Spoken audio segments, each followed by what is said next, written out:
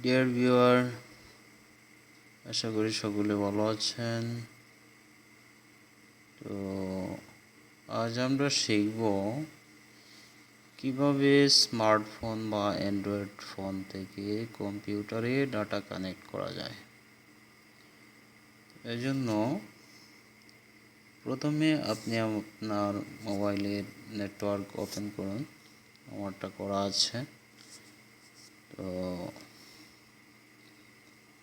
এবার কাজ হচ্ছে আপনার ফোনটি কম্পিউটারে ইউএসবি কেবল দ্বারা যুক্ত করুন।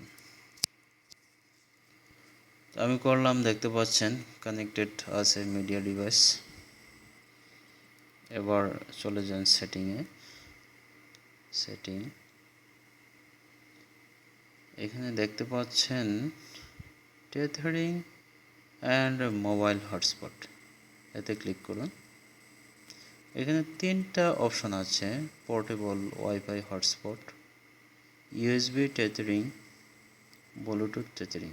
তো এখানে আমরা যেটা করব সেটা হচ্ছে ইউএসবি টেথারিং, এতে ক্লিক করুন। বাস, আপনার কাজ শেষ। কিছুক্ষণ অপেক্ষা করুন, আপনার কম্পিউটারে ডাটা কানেক্ট হয়ে যাবে। তো আপনার যদি মডেম না থাকে তাহলে আপনি মডেমের কাজটা আপনার স্মার্টফোন দিয়ে করতে পারেন। তবে এই ক্ষেত্রে নিশ্চিত যে আপনার স্মার্টফোনের কোনো ক্ষতি হবে না। তো ধন্যবাদ সকলকে, ভালো থাকবেন।